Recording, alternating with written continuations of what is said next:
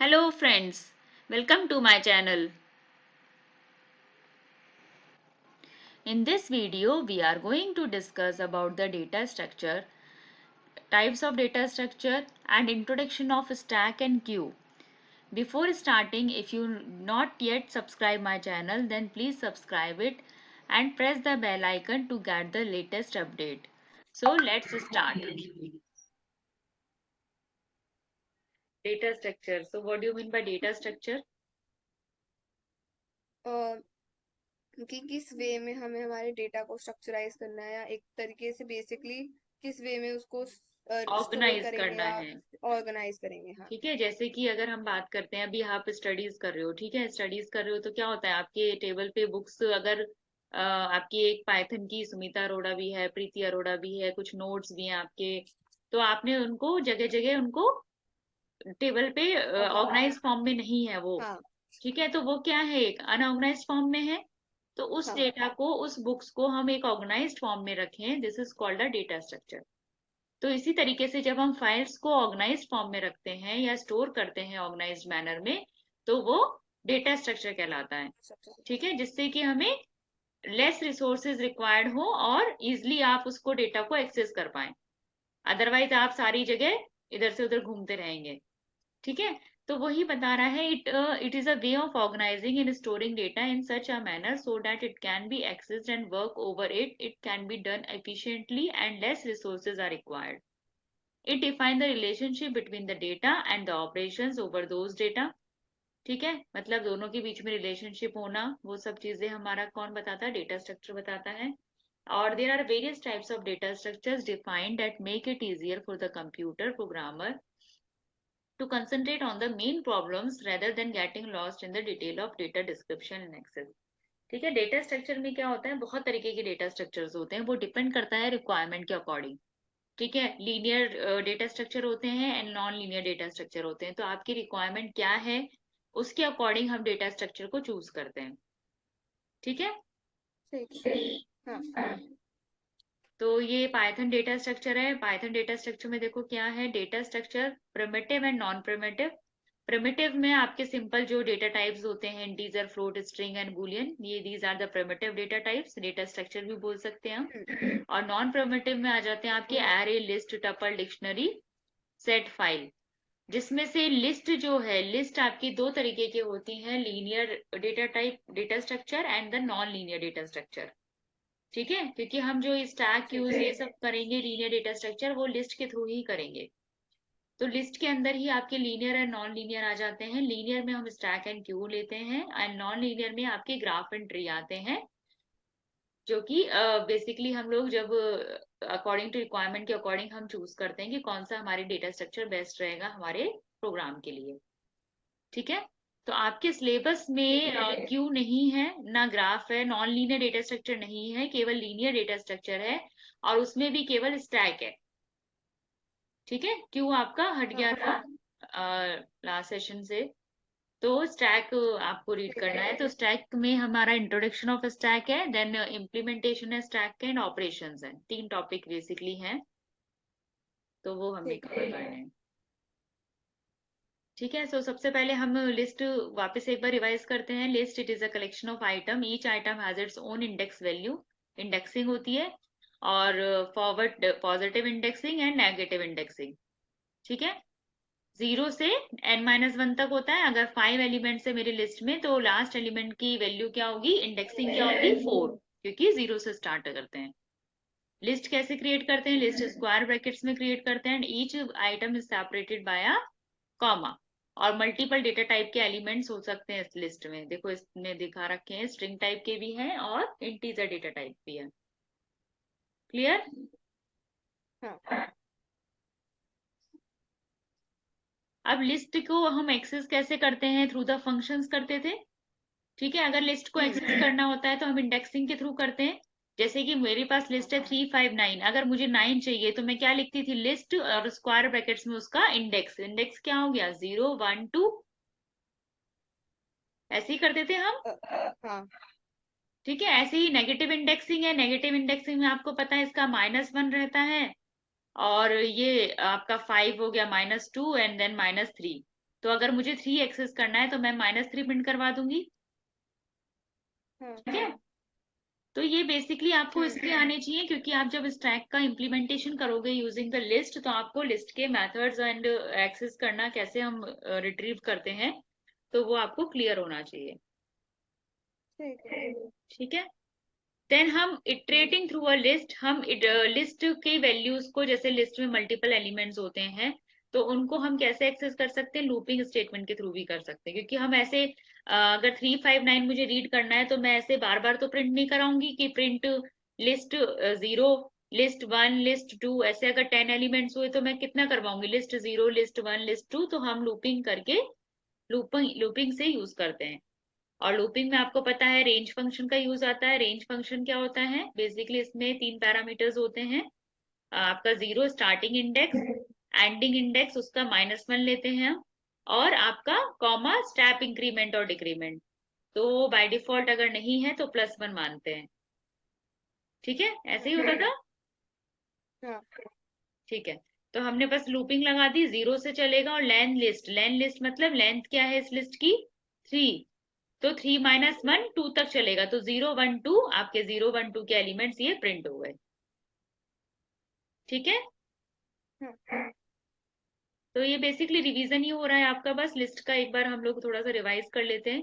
These are the functions of list, जैसे कि append, append क्या करता है, and an item at the end of list.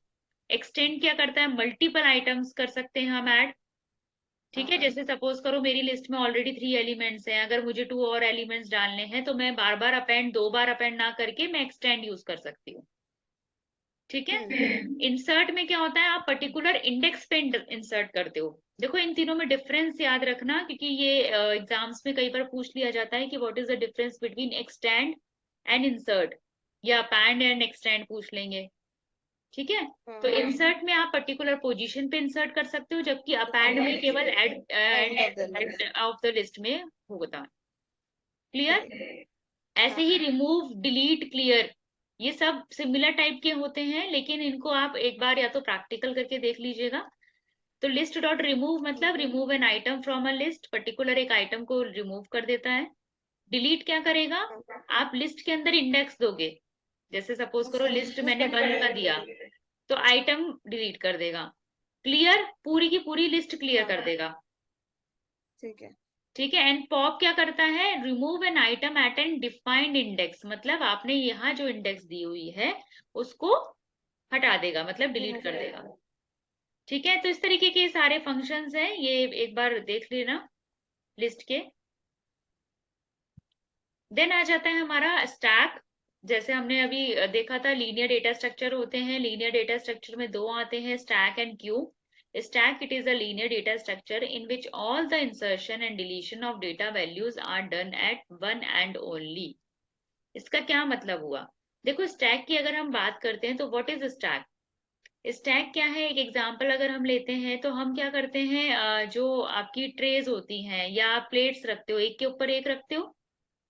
ठीक है, अब उसमें क्या होता है, जो सबसे ऊपर रखी हुई है, टॉप पे है, वो आप पहले रिट्रीव करते हो। ऐसा ही होता है, ऐसा तो नहीं है ना कि नीचे नीचे वाली प्लेट को निकालते हो, तब तो सारी प्लेट्स गिर जाएंगी। ठीक है, तो स्टैक इज बेसिकली, अगर एग्जांपल की बात करें तो स्टैक में आप एग्जांपल दे सकते हो, it's a stack, plates, collection of plates कह सकते हो, या फिर आप ग्रुप ऑफ प्लेट्स कह सकते हो, या फिर ग्रुप ऑफ बुक्स कह सकते हो। तो these are the examples of stack, stack of plates. तो ये आपके एग्जांपल्स होते हैं। तो जो स्टैक है, it is a linear data structure, first point. Second, it follows LIFO, LIFO property. LIFO मतलब लास्ट इन फर्स्ट आउट। अभी जैसे मैंने बताया कि स्टैक में क्या होता है, आप एक के ऊपर एक रखते हैं तो हमेशा हम पहले टॉप को रिट्रीव करते हैं, तो इसलिए लास्ट इन मतलब जो सबसे लास्ट में गया है उसको हम सबसे पहले निकालते हैं। तो stack always follows LIFO property, जबकि क्यू जो होता है वो लीफो प्रॉपर्टी नहीं फॉलो करता, वो फर्स्ट इन फर्स्ट आउट करता है, फीफो प्रॉपर्टी करता है। ठीक है, तो क्यू में क्या होता है, जैसे कि आप नॉर्मली आप मूवी देखने जाते हैं या कहीं भी आप लाइन लगाते हैं, basically this is called a Q. तो उस लाइन में क्या होता है, जो लास्ट में जो गया है पर्सन, ऐसा तो नहीं है ना कि उसको पहले टिकट मिल जाती है। जो सबसे पहले गया है उसी को टिकट पहले मिलेगी। तो इसलिए it follows, Q follows FIFO property. FIFO means first in first out. ठीक है। Insertion and deletion in stack can be done from top. Clear है ये? आप जो डेटा डालोगे वो भी टॉप से डलेगा, और जो निकालोगे पॉप करोगे वो भी टॉप से ही निकलेगा। ठीक है। इसलिए बोला जाता है insertion and deletion in stack can only be done from top. जबकि क्यू में क्या होता है, इंसर्शन टॉप से होगा और डिलीशन फ्रंट में होगा, बॉटम से होगा। ठीक है, क्योंकि फर्स्ट इन फर्स्ट आउट होता है। Insertion in stack is also known as push operation. देखो हर हमने डेटा टाइप में या आपके जितने भी हमने फंक्शंस पढ़े, फाइल्स पढ़ी, सब में कुछ ऑपरेशंस भी पढ़े हमने कि हमें डेटा को इंसर्ट करना है और हमें डेटा को रिट्रीव करना है। ठीक है। तो ऐसे ही स्टैक में भी होता है। स्टैक एक बकेट है, बकेट के अंदर डेटा आपको इनपुट भी करवाना है, इंसर्ट भी करना है और डेटा को रिट्रीव भी करना है। तो इंसर्शन इन स्टैक, इसको हम एक ऑपरेशन नाम बोल देते हैं push operation in the terms of program. And deletion of from stack, it is also known as pop operation. ठीक है।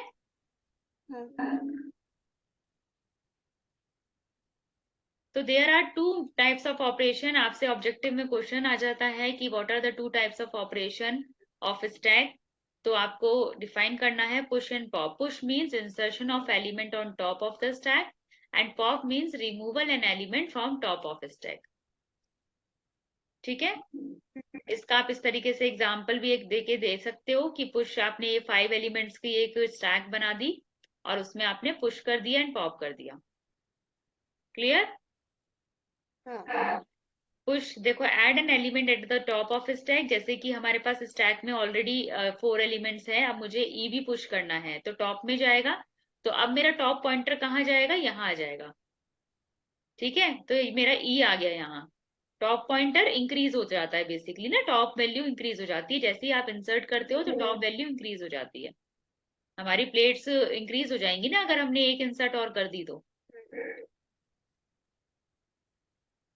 देन पॉप ऑपरेशन, पॉप मतलब remove an element from top of the stack. तो हमने ई जो element हमने insert करा था उसको हमने पॉप कर दिया। So these are the operations of stack. Then आ जाते हैं एप्लीकेशन ऑफ स्टैक। एप्लीकेशन में आपका देखो एक्सप्रेशन इवेलुएशन। जब हम स्टैक का यूज करते हैं तो आपके पास जो एक्सप्रेशंस होते हैं, जैसे एक्सप्रेशन मींस आप किस तरीके के आप सिंटेक्स सॉल्व करोगे टू टेक्स्ट में लेते हैं हम। ठीक है। अभी आगे हम करेंगे infix to prefix, prefix set करना या जो भी वैल्यू है, इस तरीके के ना ऑपरेशंस होते हैं, उनको हमें सॉल्व करना होता है बेसिकली। तो वो एक्सप्रेशन इवेलुएशन मतलब इस एक्सप्रेशन की वैल्यू कैलकुलेट करने के लिए, एवेलुएट करने के लिए हम स्टैक का यूज करते हैं। ठीक है। एक्सप्रेशन कन्वर्जन, जैसे कि अलग अलग तरीके के होते हैं, प्रीफिक्स, पोस्टफिक्स एंड इनफिक्स। 3 तरीके के एक्सप्रेशंस होते हैं। प्रीफिक्स मतलब होता है, थोड़ा सा भी ब्रीफ ओवरव्यू देती हूँ मैं इसका, के बाद डिटेल में हम करेंगे इसको। देखो मेरे पास एक सिंपल सा स्टेटमेंट है a प्लस बी। ठीक है। ये हमारा हो गया क्या चीज, इनफिक्स, मतलब नॉर्मल एक्सप्रेशन। ठीक है। प्लस ए बी, ये हो गया हमारा प्रीफिक्स। प्रीफिक्स मतलब पहले ऑपरेटर आ जाता है, देन ऑपरेंड्स आते हैं। क्या होता है ये, these are the operands, A and B are the operands and this is the operator. ठीक है। तो ऑपरेटर पहले आ जाएगा और ऑपरेंड्स बाद में आएंगे, और पोस्ट फिक्स में उल्टा हो जाता है, पहले ऑपरेंड्स आएंगे और फिर ऑपरेटर आएगा। ठीक है। तो इसमें आपकी जो एप्लीकेशंस भी हैं, एप्लीकेशंस में हम लोग कन्वर्जन करते हैं बेसिकली कि मुझे ये इनफिक्स दिया हुआ है, मुझे उसको प्रीफिक्स में करना है, या फिर मुझे प्रीफिक्स दिया हुआ है उसको पोस्ट फिक्स में या इनफिक्स में करना है। तो इस तरीके के कन्वर्जन भी करने होते हैं। ठीक है। देन बैक ओके ट्रैकिंग मतलब आप अलग से बैक टू बैक आप जब यूज करते हो कोई भी प्रॉब्लम को सॉर्ट आउट करने के लिए, तो हम बैक ट्रैकिंग का भी यूज होता है इसमें। पैरेंथेसिस चेकिंग भी होती है। तो these are the applications of stacks. ठीक है, तो बस इनकी वो पॉइंट्स पॉइंट्स लर्न कर लेना, बाय चांस आ जाता है कि write two application of stack तो आप लिख सकते हो। स्ट्रिंग रिवर्सल के लिए भी काम आता है, जैसे मुझे स्ट्रिंग को रिवर्स करना है, मेरे पास एक हेलो स्ट्रिंग है तो उसको रिवर्स करना है, तो उस टाइम पे भी हम स्टैक का यूज कर सकते हैं। उसमें क्या होगा, हम एक एक करके एलिमेंट को स्टैक में डालेंगे और ऊपर से टॉप से रिमूवल कर देंगे तो रिमूव वो रिवर्स हो जाएगा। ठीक है, तो these are the applications of stack. Function call, ये भी अभी हम प्रैक्टिकल भी करेंगे इसका। अब आ जाता है using list as stack in Python. तो देखो मैंने अभी बताया था आपको, हमें क्या करना है, स्टैक इम्प्लीमेंटेशन करना है यूजिंग लिस्ट। तो उसमें बेसिकली हम जो इनबिल्ट फंक्शन यूज करते हैं वो अपेंड एंड पॉप यूज करते हैं, जो कि आपका लिस्ट का भी होता है। लिस्ट के फंक्शंस हैं अपेंड एंड पॉप। ठीक है, तो अपेंड क्या करता है बेसिकली, भाई हमें दोनों यही ऑपरेशन परफॉर्म करने हैं ना। हमारा अपेंड मतलब क्या हो गया, पुश, और पॉप मतलब क्या हो गया, पॉप हमारा स्टैक में होता ही है। तो वही हमें काम करना है। अपेंड को हम यूज करेंगे to push an item, and pop को यूज करेंगे to pop out an element. Clear?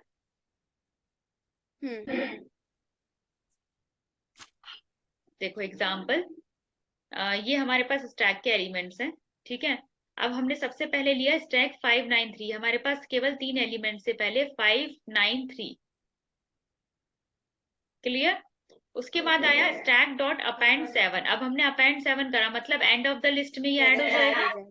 तो हमने 7 ऐड कर दिया, स्टैक में ऐड हो गया। फिर अपेंड 11 करा तो वापस एंड ऑफ द स्टैक में हो जाएगा ऐड। देन प्रिंट स्टैक कर दिया, तो प्रिंट स्टैक कर दिया तो आउटपुट आपका क्या है, ये। Then stack pop. अब स्टैक पॉप से क्या होगा, पॉप तो क्या करेगा, एलिमेंट को रिट्रीव करवाएगा। कौन सा एलिमेंट होगा, जो लास्ट वाला एलिमेंट होगा आपका 11।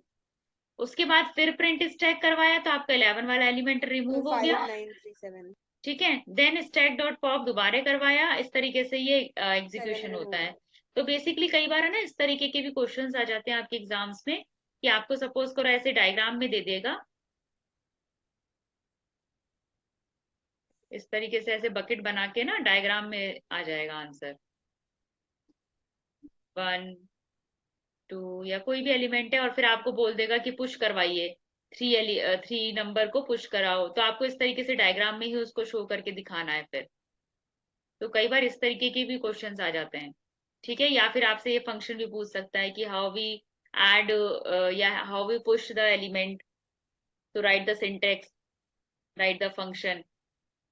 ठीक है,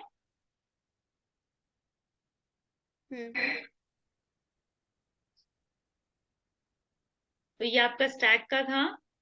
देन आपका क्यू का बेसिक एक इंट्रोडक्शन ले लेते हैं हम। जैसे मैंने अभी आपको बताया, queue is a data structure that is based on FIFO property. First element that is added to the queue is the first one to be removed. First in first out, मतलब जो फर्स्ट पहले आया वही first remove भी होगा। ठीक है, queue follows FIFO property. Element inserted first will also be remove first. One end is always use to insert data. इसमें देखो स्टैक में क्या होता था, दोनों ही, चाहे इंसर्शन हो चाहे डिलीशन हो, वो दोनों एक ही एंड से होते थे। ठीक है, लेकिन क्यू में क्या होता है, वन एंड से डिलीशन होता है और वन एंड से इंसर्शन होता है। ठीक है, तो जो डिलीशन इंसर्ट जिससे करते हैं उसको हम एन क्यू बोल देते हैं, और जो डिलीट करते हैं जिस उससे, हम उसको क्या बोल देते हैं, डी क्यू बोल देते हैं। क्लियर? तो आपके basically application, if you have any doubt then please comment on this video, and if you like my video then please like, share and subscribe. Thank you and have a nice day.